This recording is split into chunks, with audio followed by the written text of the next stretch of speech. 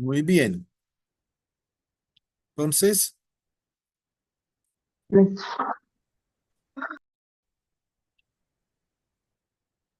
a ver. Entonces, lo que vamos a hacer ahora, vamos a volver a nuestro Jupyter Notebook y acá entonces en otra función, digamos que esta va a ser, a ver, vamos a hacer una cosa. Digamos que esta función va a ser una función con dos términos de aproximación, ¿cierto? Esta f2 de acá. Les propongo que creemos una función con tres términos de aproximación también, ¿cierto? Entonces esto sería uno más x más 0,5 por x al cuadrado. Entonces ya tenemos esta función con tres términos de aproximación. Muy bien. A ver, ¿qué les parece si le preguntamos, por ejemplo, a ver, Sofía, dinos un color Sí. para graficar la nueva aproximación. ¿Qué color te parece que debe ser para graficar la aproximación con tres términos? Buenas. Sofía dice que morado. Bueno, yo pensé que iba a decir amarillo por el Bucaramanga, pero bueno, hasta ahí vamos bien, ¿sí o no? Entonces, F3 y Sofía dice que F3 la debemos graficar en purple. Muy bien, también en línea punteada las aproximaciones las vamos a graficar en línea punteada. Vamos a ver. Entonces, observen que la aproximación con tres términos ya comienza, digamos, a reproducir un poco mejor el comportamiento de la exponencial. Sigue siendo que cuando yo me alejo de cero, obviamente la aproximación diverge, pero ya diverge mucho menos. ¿Uno cómo podría hacer eso? Digamos, una forma para uno determinar el error en la aproximación de funciones puede ser con una integral. Uno coge las dos funciones, las resta y halla la integral entre -2 y 3, por ejemplo. Eso es una forma de definir el error. Forma que vamos a trabajar cuando veamos series de Fourier, porque las series de Fourier son muy importantes en la teoría de radiación, ¿cierto? Entonces, muy bien. Ahora vamos a considerar entonces la aproximación con cuatro términos. Sería uno más x más 0,5 por x al cuadrado más uno dividido 6 que es 3 factorial por x al cubo, ¿cierto? Muy bien. Y entonces lo que vamos a hacer acá es que vamos a graficar esta aproximación. ¿Ok?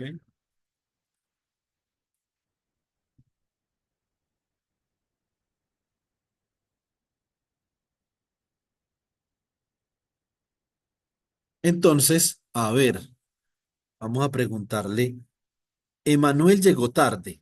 Entonces preguntémosle a Emanuel, pero Emanuel, abra el micrófono y nos da un color para escucharle la voz ya que llegó tarde. A ver, Emanuel, un color.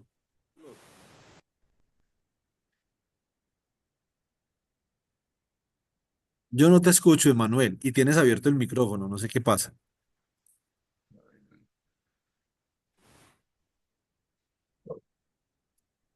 Entonces, si no te sirve el micrófono, Emanuel, puedes colocar el color ahí en el chat. Listo. Si así te vale.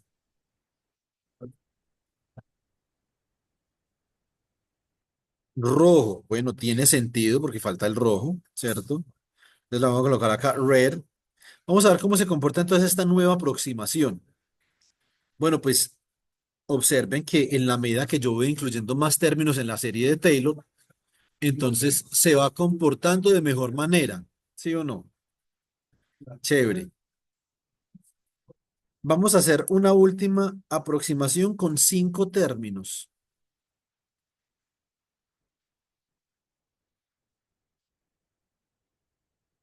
Entonces esto sería más, ¿cuánto es? 4 factorial, chicos, es 24. Observen que ese factorial va siendo el término más pequeño en la medida que el orden va aumentando, ¿cierto? Entonces esto es 1/24 por x a la 4. Incluyamos seis términos de una vez para que, digamos, utilicemos, venga, ¿esto qué fue?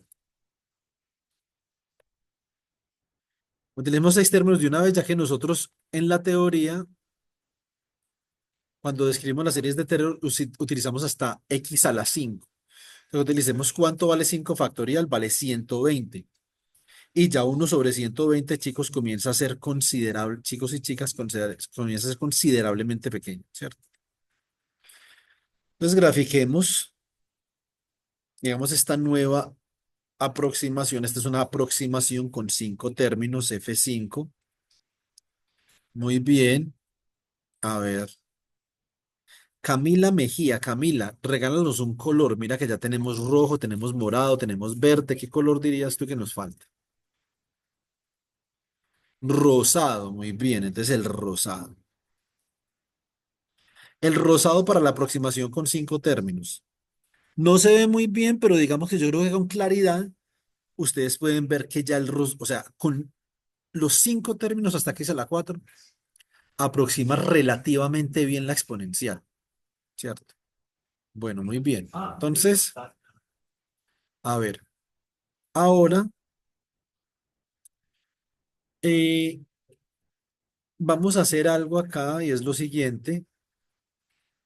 Les voy a graficar. Ahora me toca a mí. Voy a dar yo el color para la aproximación con 6 términos. Grafiquémosla en cian, que es como un azul clarito. Observen que por lo menos en este rango, ya con 5 términos es mucho lo que se puede aproximar, ¿cierto? Entonces vamos a ver qué pasaría si yo escribo sobre este texto. Entonces, sobre esta figura. Entonces, ax.text. Listo. Acá le voy a colocar hola mundo, ¿cierto? Ah, perdón, se me olvidó colocar acá en qué parte de la gráfica lo quiero. Yo lo quiero, por ejemplo, en -2,20. A ver, -2,20 porque me viene en la parte superior de la gráfica. Ahí puse hola mundo, ¿cierto? Coloquémoslo, por ejemplo, en -1,20. Y entonces le voy a colocar lo siguiente. Acá entre, digamos, entre las comillas voy a colocar abro y cierro con signo de pesos y digo que esto es f de x igual a e a la x. Y esto es aproximadamente igual porque es una aproximación, lo estoy aproximando hasta con 5 términos. Esto es uno más x más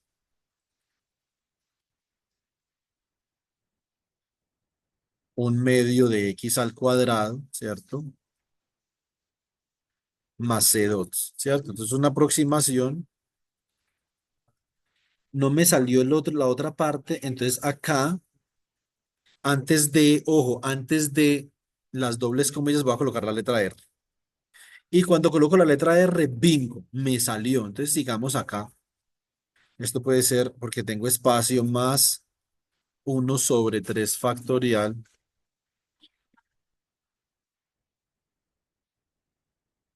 por x al cubo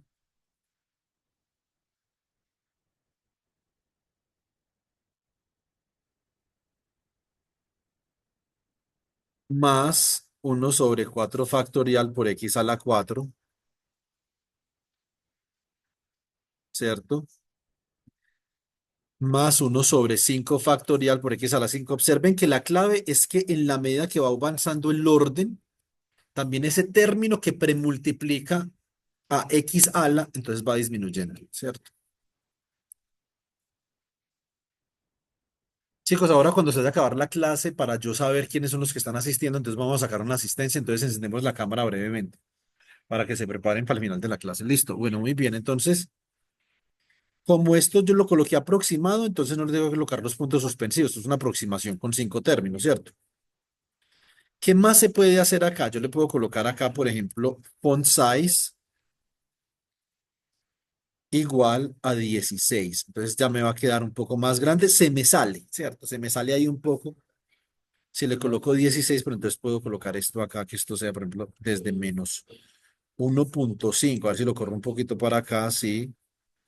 Si fuera desde -2, a ver cómo me queda.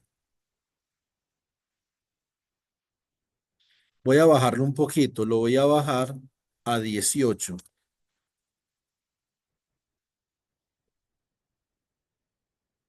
menos 1,85, ¿cierto?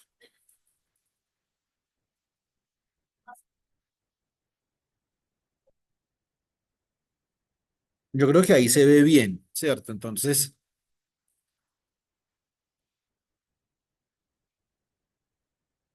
a ver.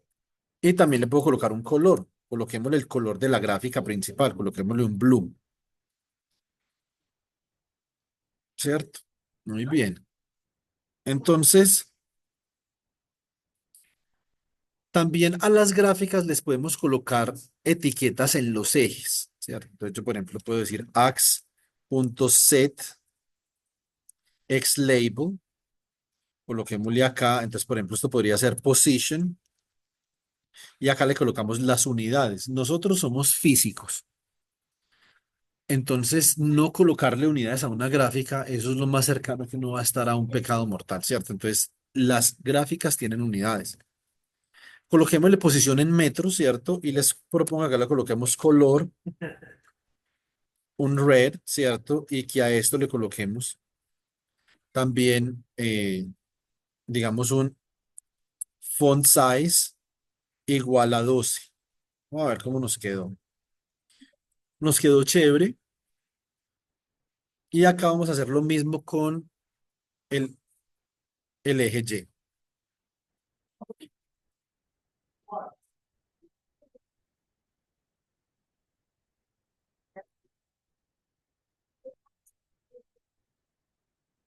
Muy bien. Entonces esto sería Y label. Y acá coloquémosle, por ejemplo, esto podría ser algo contra la posición. Entonces, por ejemplo, podría ser energía, no porque les estaría mandando un mensaje subliminal inadecuado, ¿cierto? Entonces coloquémosle otra porque estaría diciendo que la energía está aumentando con la posición y digamos que eso es raro. La energía se reduce con la posición, ¿cierto? Entonces acá lo que podemos hacer es que podemos colocar algo que dependa de la posición. Por ejemplo, que aumente cuando la posición aumenta. Bueno, eso es raro. Casi que ninguna función hace eso, ¿cierto? Ah, pero tengo una idea. Coloquemos acá posición. Esta será la posición. Esto puede ser posición en metros y esto puede ser tiempo en segundos. ¿Qué tal? Claro, la posición aumenta mientras el tiempo va avanzando, ¿cierto? Entonces, tiempo en segundos. Y acá a esto coloquémosle, por ejemplo, green. En otro momento, cuando tengamos un poco más de tiempo, lo que vamos a hacer es que lo que sí podemos hacer, chicos y chicas, es que podemos también darle formato a las etiquetas que tienen los ejes. Ahora, punto importante, me voy a devolver acá a donde decía Fig. Fig, yo puedo con Fig hacer muchas cosas, entre ellas puedo guardar la figura, pues que esto es Fig.save Fig, ¿cierto? Y una de las ventajas que tiene Python es que yo puedo imprimir mis gráficas en formato vectorial, que va a ser uno de los requisitos para la primera, segunda y tercera entrega. Las gráficas todas deben de ser impresas en formato vectorial, ¿cierto? Entonces voy a colocar acá, por ejemplo, Taylor one.pdf, ¿cierto? Muy bien. Ahora me voy al directorio y voy a abrir Taylor. Observen que así quedó mi gráfica. Esta es una gráfica de muy alto nivel para yo exportar. Observen que si yo aumento, le doy zoom, entonces la gráfica nunca se me va a pixelar porque es formato vectorial, ¿cierto? Y yo ya la tengo lista para poderla añadir a un archivo de látex y compilarla. Listo.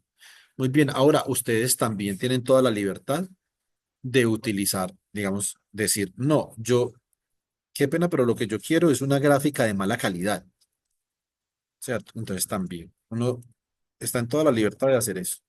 Entonces la pueden guardar en JPG. También, entonces acá en el directorio les va a quedar la gráfica guardada en JPG. Ahí está la gráfica en JPG de una calidad absurda, pero pues igual. Eso es cuestión de cada cual, pero pues para la entrega ya saben. Bueno, muy bien. Yo puedo imprimir esto, digamos, este trabajito que hemos hecho hasta ahora, yo lo podría imprimir acá, pero le podemos dar como, digamos, acá un título diferente. Podemos, por ejemplo, esto puede ser Practical Class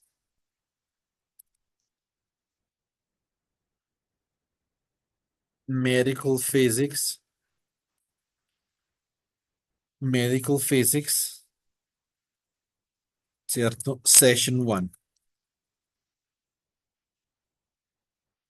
Listo. Entonces, y coloquémosle naturalmente el nombre de nuestra amada universidad.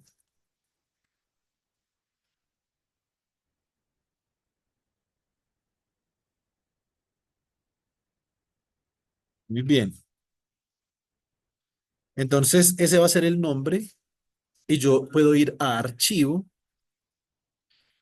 le puedo dar descargar y le voy a decir PDF vía látex, ¿cierto? Él a veces se demora, pero lo imprime en PDF. Hay veces se demora y no lo imprime, ¿cierto? Entonces, digamos que esto, como esto es un servidor, pues tiene sus problemas,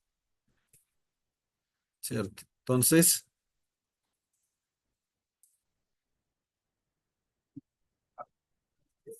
a ver, pues mientras lo imprime, hagamos otra cosa porque qué sueño, ¿cierto? Ah, bueno, ya lo imprimió. A ver, entonces observen cómo queda. Ustedes pueden compartir el PDF, ¿cierto? Pueden compartir el PDF, pero también se puede compartir el archivo, ¿sí o no? Entonces también se puede compartir el archivo. Aquí es donde ustedes me preguntan, bueno, ¿y si yo no tengo instalado Anaconda todavía, qué puedo hacer? Muchas gracias por la pregunta. Entonces lo que podemos hacer es irnos a algo que nosotros vamos a conocer como Jupyter Project. ¿Listo?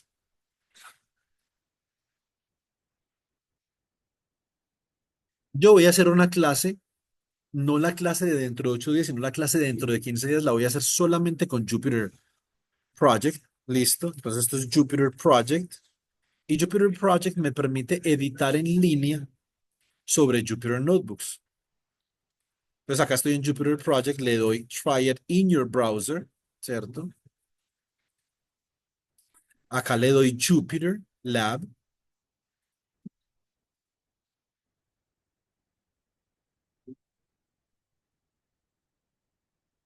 y ustedes acá simplemente eh,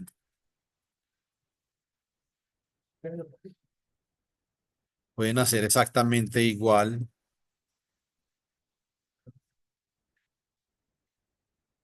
a como ustedes hacen en línea, por fuera de línea, ¿cierto?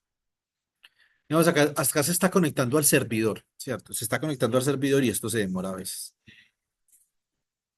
Estos son unos untitles, no sé estos serán untitles de qué tipo. Ah, estos son untitles míos anteriores, ¿cierto?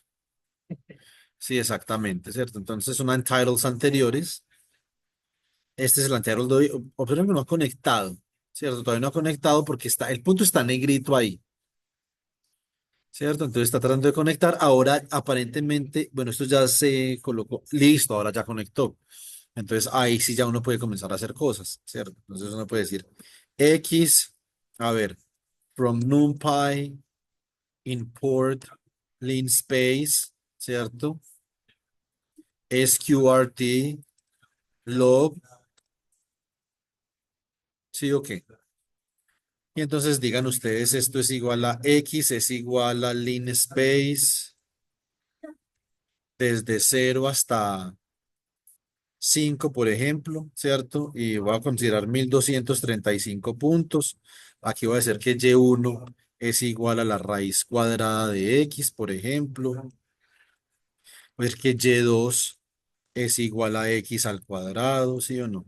Entonces, acá voy a decir que import matplotlib.pyplot, ¿cierto? Y acá le digo fig, ax igual a plt.subplots.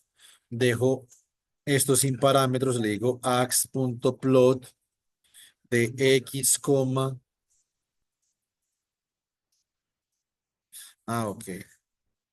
Esto sería x, y1, color equal to red, por ejemplo. A ver. um, bueno, todavía acá, a ver. Esto es import matplotlib as PLT, ¿cierto? Entonces, ahí está, ¿cierto? Entonces tenemos nuestra gráfica en línea y acá voy a decir ax.plot. Entonces acá le voy a decir que esto es x, y2, color equal to blue, ¿cierto? Bueno, grafiquemos de 0 a 1 porque eso se le vuela a uno muy feo, ¿cierto? Entonces observen, ahí está de 0 a 1 nuestra gráfica. Entonces nosotros aquí en línea podemos hacer también cositas. Listo. Ahora, antes de que se nos acabe la clase, yo quisiera aprovechar para introducirlos a un tipo de entorno matemático que es muy importante para nuestro curso en física médica, que es el entorno vectorial. Porque nosotros, la primera parte es esencialmente radiación electromagnética, ¿cierto? Entonces necesitamos aprender a dominar el entorno vectorial, ¿cierto? ¿Qué es el entorno vectorial? Entonces, es un entorno que nos permita trabajar con gradientes, que nos permita trabajar con rotacionales, con divergencias, que esas son las bases del cálculo vectorial. Entonces, les propongo lo siguiente. Vamos a considerar acá, entonces yo digo, let's consider, let's consider the following vector fields. Entonces voy a considerar los siguientes campos de vectores. Entonces estos campos de vectores son que, entonces por ejemplo acá coloco text, voy a colocar math, BF, esto es para que lo escriba en negrilla, esto sería un campo de vector, por ejemplo F1, y observen que F1, si es un campo de vectores, un campo es una cantidad que depende de la posición, ¿cierto? Eso es lo que es un campo.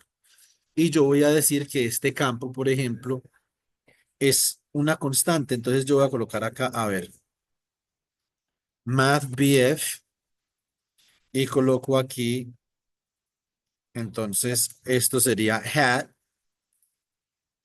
E sub X, ¿cierto? Menos E sub Y. Entonces, observen que este es un campo constante, porque esto simplemente es un campo de vectores que siempre tiene una componente uno en X, siempre tiene una componente uno en X y una componente -1 en Y. O sea que lo que yo debo esperar es que la gráfica de este campo de vectores sea, digamos, una gráfica donde en todo momento o en todo punto del espacio el vector tenga la misma dirección, ¿cierto? Entonces, lo que vamos a hacer en este momento es lo siguiente. Listo. A ver, entonces acá voy a copiar lo siguiente. Voy a hacer un script, un código para graficar campos vectoriales. Entonces voy a colocar acá matplotlib inline, ¿cierto? Voy a colocar acá import matplotlib as MPL. Listo. Voy a colocar import matplotlib.pyplot as PLT. Listo. Y coloquémosle, sí, digamos, configuremos Matplotlib otra vez, entonces, como lo habíamos hecho anteriormente, para escribir texto matemático. Pues no lo voy, en este caso no lo voy a escribir, pero lo voy a dejar ahí. Entonces sería mathText.fontset, ¿cierto? Entonces, y esto me va a dar igual a stix, ¿cierto? Entonces, y digamos, import numpy as np. Listo, bueno, muy bien. Entonces, ahora lo que yo voy a hacer es que voy a crear un plot de esta forma. Entonces, fig1, ax1, ¿cierto? De momento voy a graficar solo un campo vectorial, pero ahora voy a graficar varios campos vectoriales en un solo sistema de ejes. ¿Sí o no? Muy bien. Entonces, esto me va a dar así. Esto es plt.subplots. Entonces, acá tenemos plt.subplots y tenemos lo siguiente. ¿Ok? Entonces, vamos a tener, eh, coloquémosle acá un fix size de 3,3. Shift Enter, entonces ahí tenemos, eso es una pequeña cajita, puede ser de 5,5, es lo que a ustedes les dé la gana, ¿cierto? Entonces, pero, pues en este caso que las cajitas sean más o menos pequeñas, ¿cierto? Muy bien. Ahora, entonces lo que yo voy a hacer acá es que obsérvenme con mucha atención. Yo voy a crear un line space en 2 dimensiones. ¿Cómo se hace eso? Lo voy a hacer de esta forma. Voy a decir que X es igual a Y y esto va a ser igual a np.lineSpace, ¿cierto? Y este lineSpace va a ser una división entre -5 y 5 y lo voy a dividir en 10 puntos, ¿ok? Y voy a crear con otra función una X mayúscula, coma Y mayúscula y esto va a ser igual a np.meshGrid, exactamente como ustedes lo hacen en MATLAB de X, Y. ¿Qué es lo que hace esto? Esto lo que hace en MeshGrid, él crea una cuadrícula que nos permite a nosotros graficar el vector en cada punto, ¿cierto? Entonces, ya les voy a ir mostrando. Voy a definir las constantes del campo vectorial. U igual a 1, V igual a -1, ¿cierto? Y acá lo que voy a hacer es que lo voy a decir acá, ax1 punto Quiver. Esta es la función que yo utilizo para graficar acá, con la que vamos a graficar los campos vectoriales. Quiver. El electromagnetismo, chicos, y aprende muchísimo más fácil si nosotros primero tenemos una experiencia de visualización, antes que hacer cálculos de gradientes, integrales, etcétera. Entonces, primero vamos a visualizar los campos. ¿Cómo es un campo? ¿Cómo sería, por ejemplo, el campo producido por un resonador nuclear, el campo producido por un tomógrafo, ¿cierto? Entonces es bueno primero visualizar. Entonces ahora yo digo, esto sería de X mayúscula, coma Y mayúscula, coma U, coma V, y en qué color queremos graficar el campo. A ver, por favor, Valentina, dame un color para graficar este campo.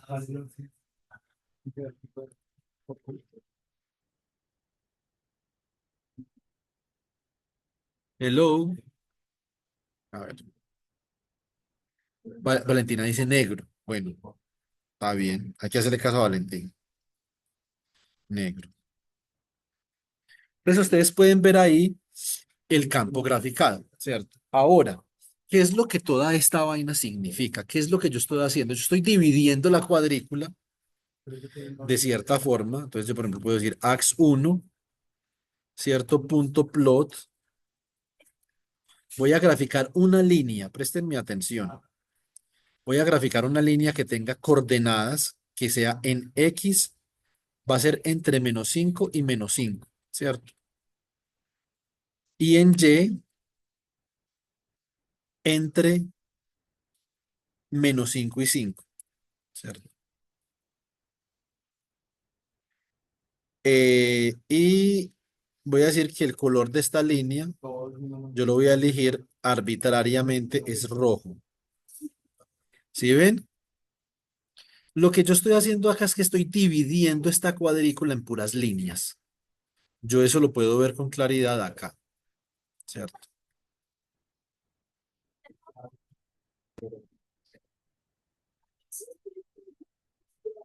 Vamos, vamos a ver.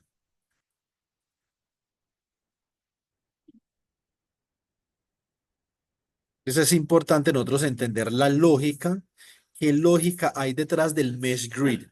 Y eso es lo que precisamente les voy a explicar en este momento. ¿Listo?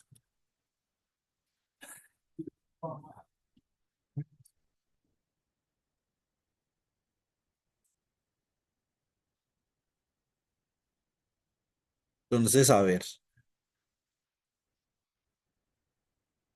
Bueno, un segundo.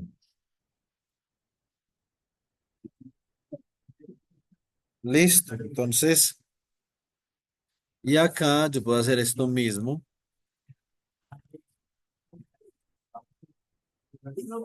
Esto sería entre -1.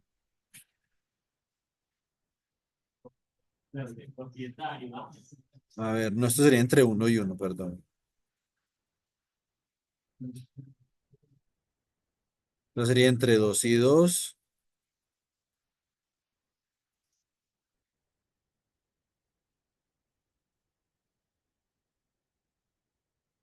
Sería entre 3 y 3. 4 y 4, ¿cierto?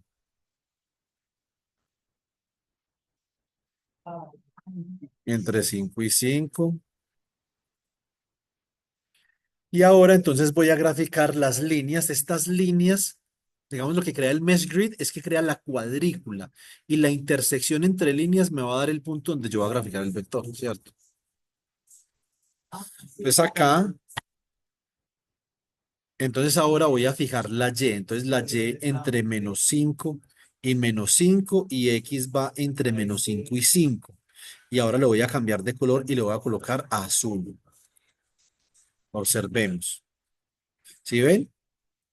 Entonces, en la intersección entre las líneas rojas y entre las líneas azules es donde yo estoy graficando los puntos. Y esto es esencialmente lo que hace el mesh grid, ¿cierto? Ahora, entonces esto sería entre a ver, estoy graficando y es fijo, entonces ya sería esto entre -4 y 4,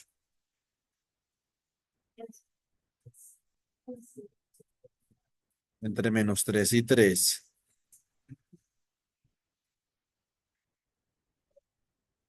entre -2 y 2, entre -1 y 1. Ups, ¿qué pasó acá? Esperen un segundo. Esto sería entre -4. A ver, esta primera es entre -5 y 5. Después esto sería entre -4 en X. Un segundo.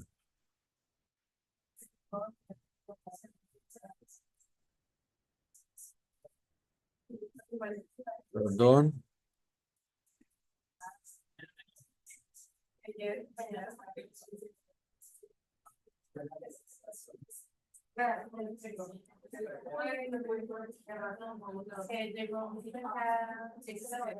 Listo. Entonces, más sin embargo, estas iban entre -5 y 5.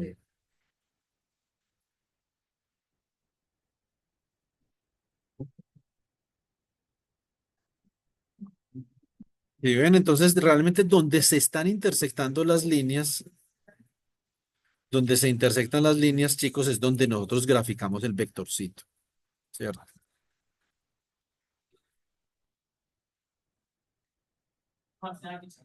Entonces esto sería entre 0 y 0.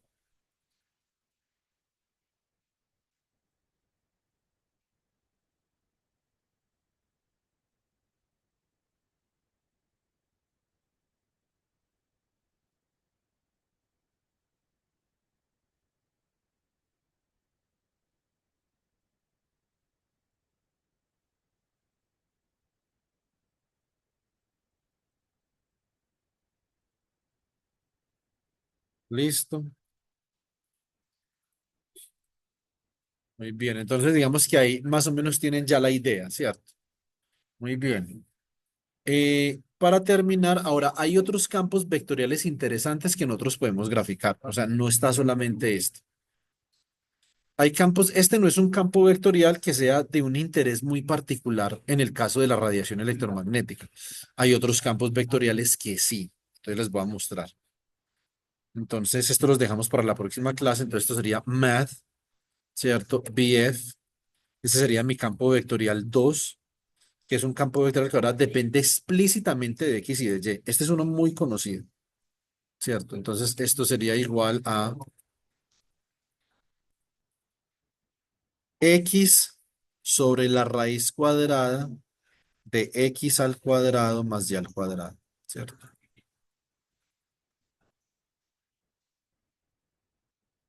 ¿Ok? Esto en dirección X,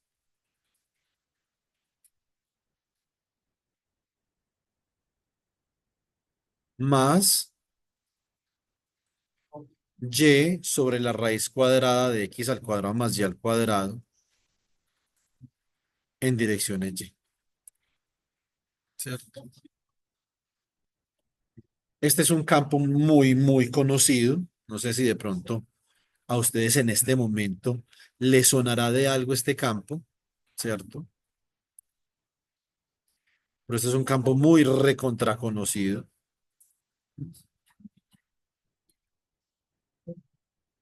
Ya con esto termino. Dame un segundito y ya con esto terminaré. Entonces acá las u ya no son constantes, ¿cierto? Sería x al cuadrado dividido entre la raíz cuadrada, ¿cierto? De x al cuadrado más y al cuadrado, ¿cierto? Ah, perdón, esto no es x al cuadrado, sino que esto solamente es x. Y esto, entonces v sería,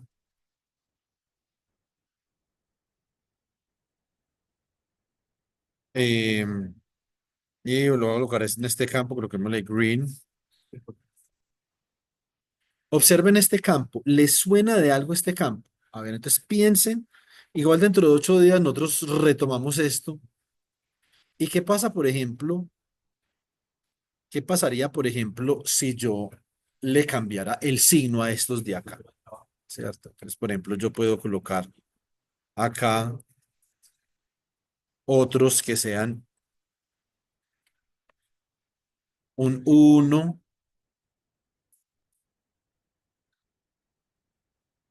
sean uno y V1, pero les cambio de signo. ¿Qué pasaría con este campo?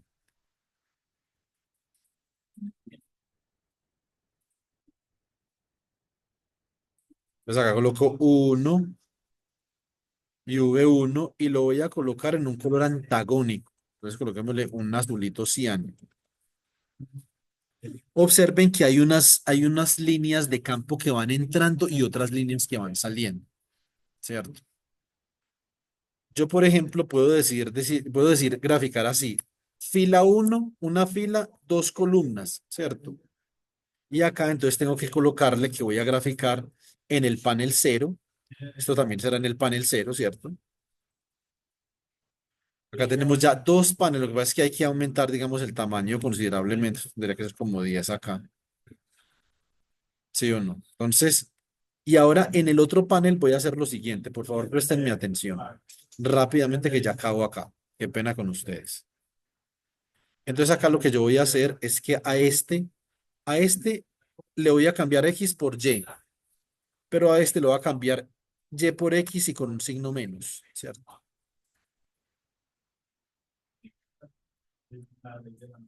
Y acá voy a graficar entonces en el panel uno, ya no en el panel cero, sino en el panel uno, es decir, en la segunda columna en la fila uno. Observen que ahora ya los campos, las líneas no están saliendo ni están entrando, sino que están rotando. ¿Y qué sucede? Si yo las quisiera colocar a rotar en dirección contraria, entonces pues simplemente les cambio el signo. Entonces acá me queda menos y acá me va a quedar más x, ¿cierto?